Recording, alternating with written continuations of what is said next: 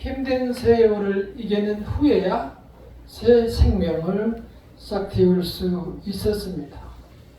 그리고 우리는 그 아름다움을 감상할 수 있는 것입니다.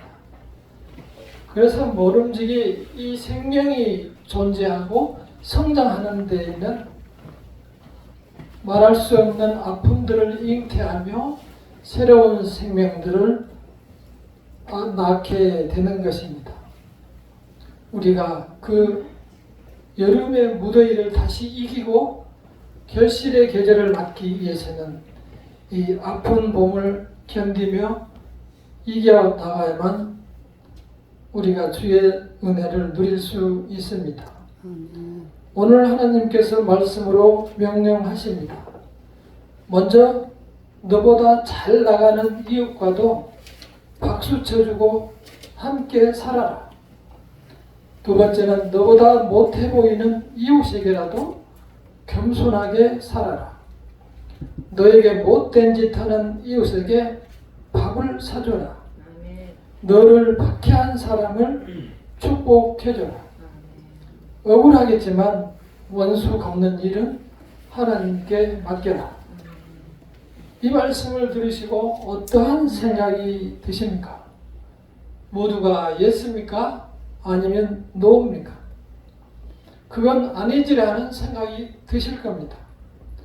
우리는 어떻게 이 말씀을 순종해 낼 수 있을까요? 아니 가능한 일일지 모르겠습니다. 오늘 우리는 이 말씀을 듣고 읽으며 떠오르는 생각이 있습니다. 참 어렵지만 고상하다. 멋진 말씀이다. 이런 생각이 우리 머릿속에 떠오릅니다. 그건 우리 마음속에 영혼을 사랑하는 마음이 있기 때문입니다.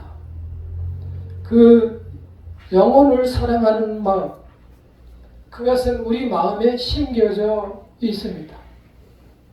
그래서 반대로 아름답거나 이 정의에 반하는 일을 우리가 발견하게 되면 우리는 심하게 분노하게 됩니다. 가장 저는 잊을 수 없는 게 2021년도에 발생한 그 10개월 된 정인이를 죽인 사건입니다. 아파트를 당첨은 되겠다고 그 16개월 된 아이를 입양해서 온갖 폭행을 가하고 울 때는 유모차를 통째로 엎어버리기도 하고 심지어는 청양고추를 먹이면서 너무 잘 먹는다고 카톡에 올리기도 했습니다. 그 사람들은 특별히 정신과 치료를 받고 있는 사람이 아니었습니다. 우리 같은 보통 사람이, 그리고 성도로서 살아온 사람이 그러한 모습을 보여서 깜짝 놀라게 있습니다.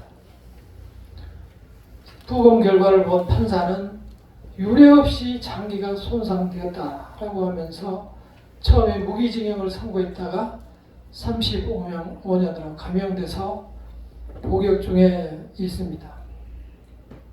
우리가 사는 세상은 이렇게 악마와 더불어 우리가 살아가고 있기 때문에 우리가 살아가는 과정이 단 하루도 편할 날이 없고 늘 불안과 갈등 속에서 우리 자신도 함께 뒤섞여를 꺼낼 수가 없습니다. 어떻게 저런 사람을 용서한단 말인가? 도저히 있을 수 없는 일이라고 생각합니다. 하나님은 그런데 왜 우리에게 이 감당할 수 없는 말씀을 명령처럼 주셨을까요? 우리는 하나님의 마음을 맨 먼저 한번 보도록 하겠습니다. 함께 읽어보겠습니다. 잠언 14장 30절입니다. 시작. 마음이 평온하면 몸도 생기가 나지만 마음의 질투심을 품으면 뼈까지 썩는다. 세 번역입니다. 우리 마음에 괴로움과 고통과 분노와 질투가 있으면 우리 자신의 마음이 먼저 깨지고 그로 인하여 우리 자신의 육신의 뼈까지 썩는다라고 잠언에서 말씀하고 있습니다. 우리는 우리 자신을 먼저 생각하시는 하나님의 생각을 기억하시기를 바랍니다. 굳이 우리가 이러한 예를 들지 않으라도 밖에 눈을 돌려보면 지금 여러 군데서 전쟁이 일어나며 수많은 사람이 죽어가고 있습니다. 지금도 마찬가지입니다. 그러한 전쟁도 역시 사람 마음속에 있는, 통치자의 마음속에 있는 내 적을 죽여버리고 말겠다라는 그러한 분노와 그러한 과욕이 그 사람들을, 그리고 주변에 있는 수많은 국민들을 사망으로 이끌게 되는 것입니다. 우리는 하나님의 사랑 없이 이 세상을 살아갈 때 이 세상이 어떻게 될 것인가를 보지 않아도 우리가 느낄 수가 있고 판단할 수 있습니다. 어떻게 우리가 이러한 환경을 이겨내며 벗어낼 수 있을까요? 틀림없이 가능하기 때문에 하나님께서 이 말씀을 주셨을 겁니다. 1600년대에 1500년대 덴마크 순교자 코먼스라는 분이 있습니다.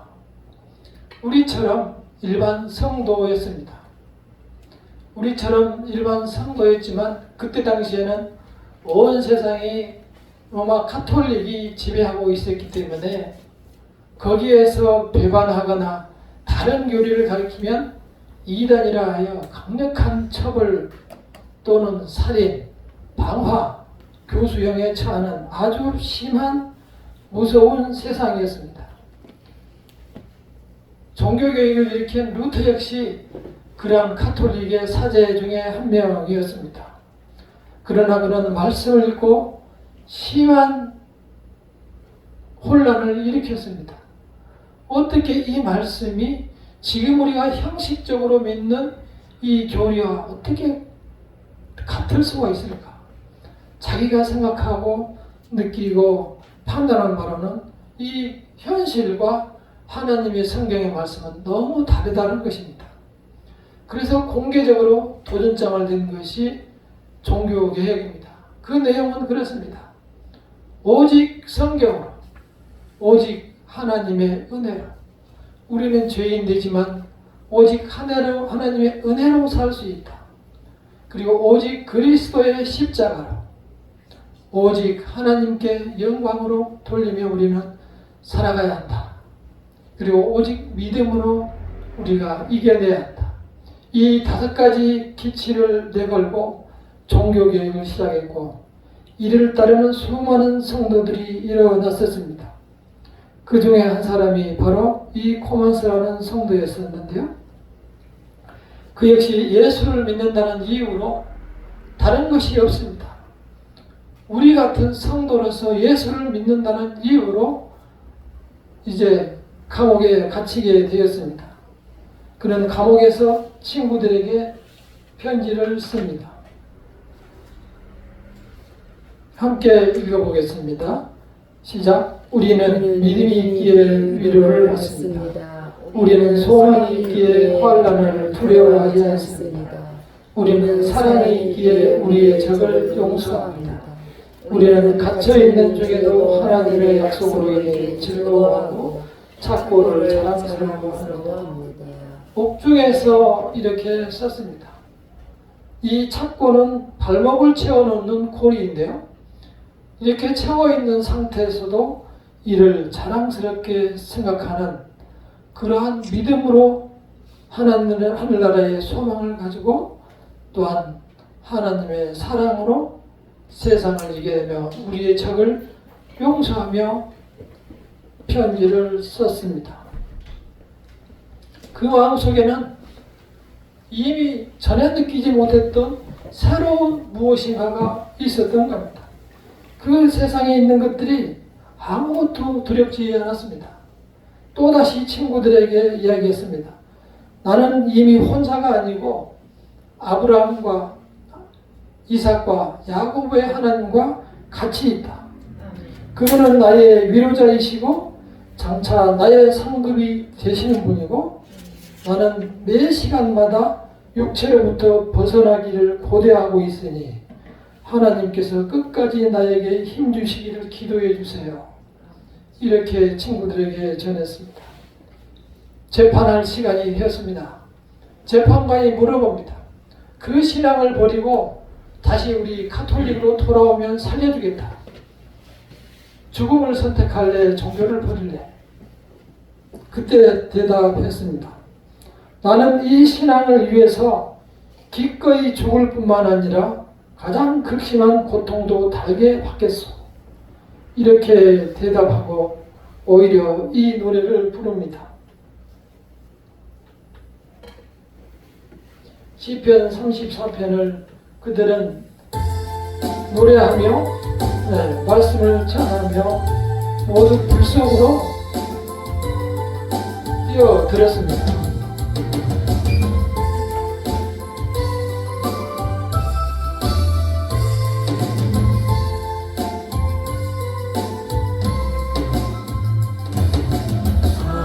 하나님의 음성을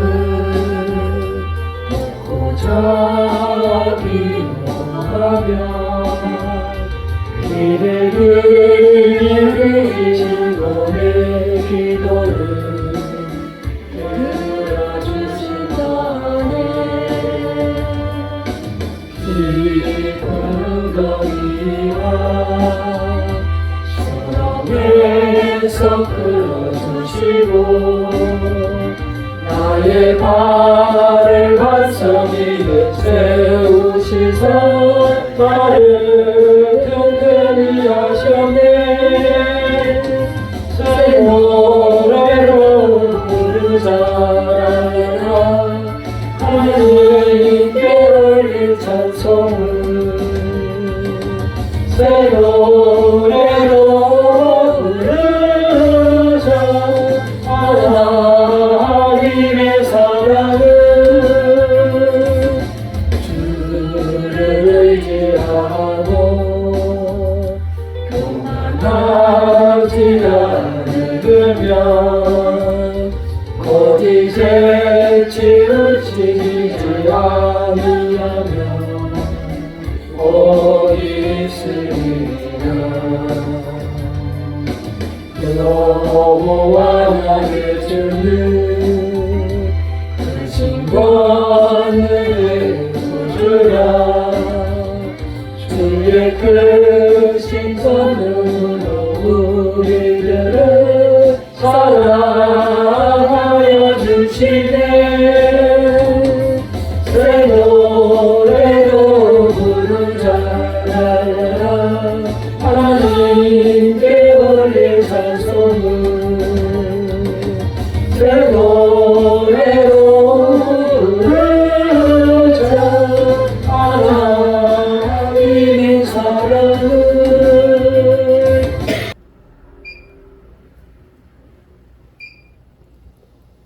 어떠한 신자들은 그런 화형 앞에서 그 가운데 들어가라 하니까 이렇게 말했어요. 아니 이 많은 장작을 이렇게 갖다 놨습니까? 많은 장작을 팔아서 가난한 자한테 주면 좋겠는데 나를 태우는 데는 장작 몇 개만 있으면 될 텐데 그러면서 이것을 팔아서 가난한 사람을 도와주라고 하는 성도도 있었습니다. 우리에게는 하나님이 없으면 아주 잔인하게 사람을 죽이기도 하는 야수가 되기도 합니다. 그러나 마음에 하나님을 모시면 불 속에서도 하나님을 찬양하는 천사가 되는 것이 우리 성도들입니다.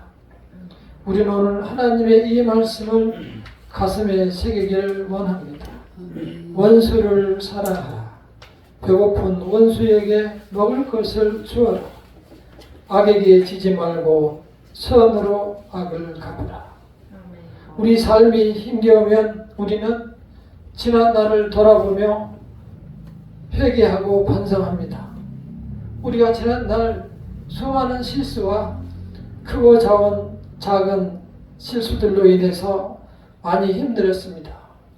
때로는 나만 아는 죄와 그러한 악으로 인하여 괴로울 때도 많이 있었고, 정말 다시 태어나면 이렇게 살지 않겠다고 다짐한 적도 많았습니다.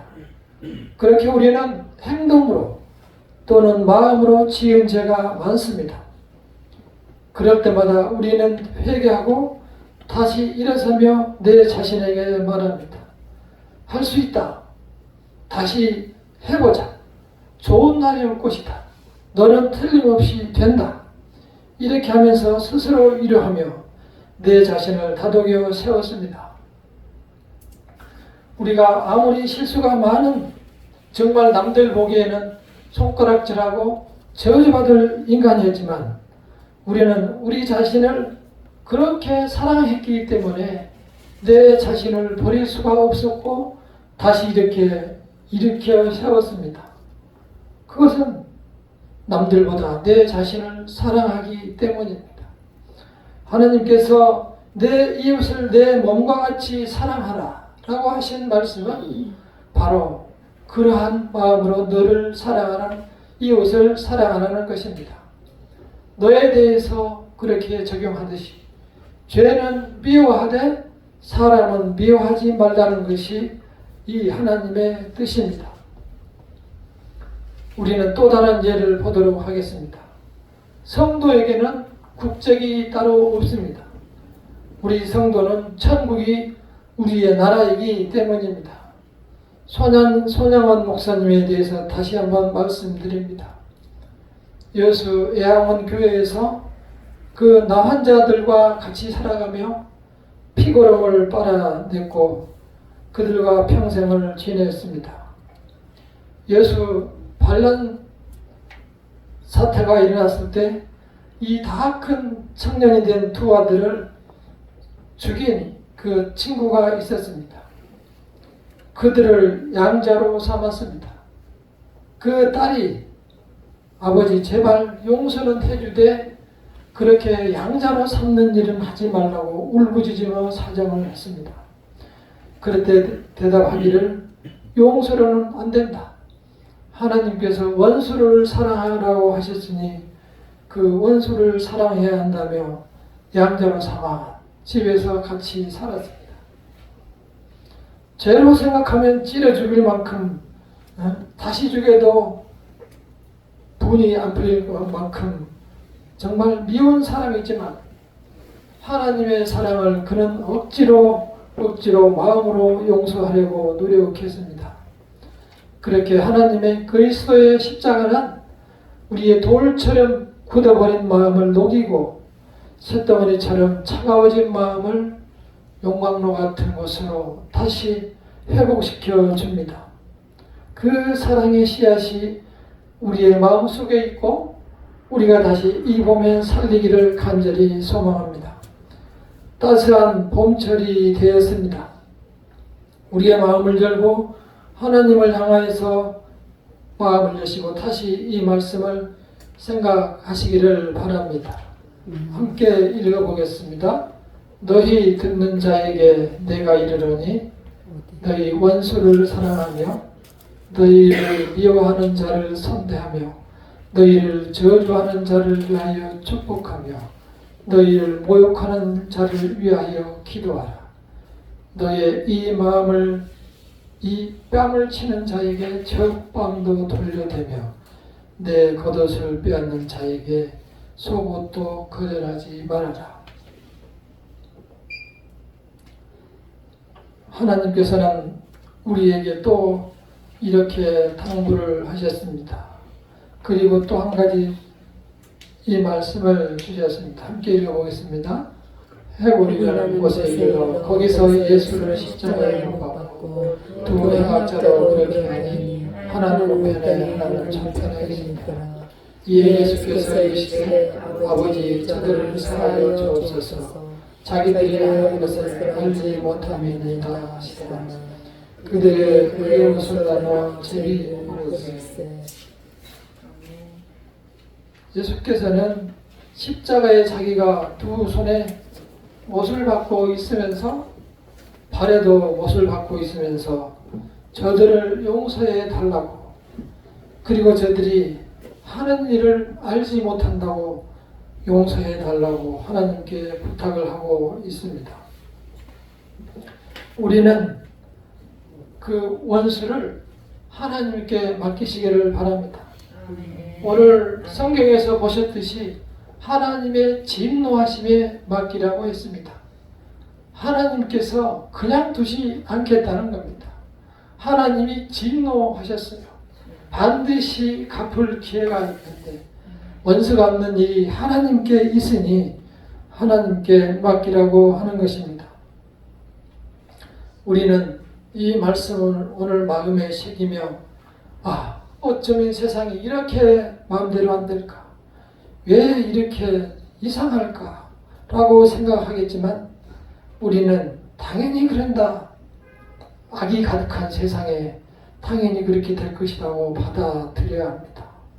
그래서 내 자신의 믿음을 더욱 굳건하게 이러한 순교자들처럼 내 마음을 강하게 먹어야 이 세상을 이겨낼 수 있습니다. 꽃이 겨울을 이겨내고 꽃을 피우듯이 우리 자신도 이 어려운 세상을 이겨내야만 아름다운 천국에 이를 수 있는 것입니다. 코만스 성도는 죽기 전에 이렇게 말했잖아요. 나는 혼자가 아니고 아브라함과 이삭과 야곱의 하나님과 함께 있다. 그리고 이제는 믿음으로 전혀 죽음이 두렵지가 않다. 사랑하기에 적을 용서한다. 이렇게 편지를 써주셨습니다. 손양원 목사님은 자기 아들을 죽인, 두 아들을 죽인 그 적을 용서로는 안 된다고 하면서 사랑하여 양자로 입영하였습니다. 우리의 믿음을 돌아보시기를 바랍니다. 우리의 믿음이 어디까지 와 있는지, 그리고 이들과 비교해서 나는 얼마나 앞으로 달려가야 할지를 생각하며 오로지 하나님께로 내 육신의 삶을 옮기시기를 바랍니다. 내 생각과 내 육신의 삶을 옮기지 않는 한 우리는 영원히 예배 시간 지키기 어려운 성도로 살아갑니다. 그리고 알지 못하는 시간에 하나님께 가게 되는 것입니다. 주님의 말씀을 왜 주시는지 탐구하시는 말씀을 기억하시고 이 세상에서 우리 성도님들도 사랑의 원자탄으로 승리하시기를 간절히 축원합니다. 기도하겠습니다.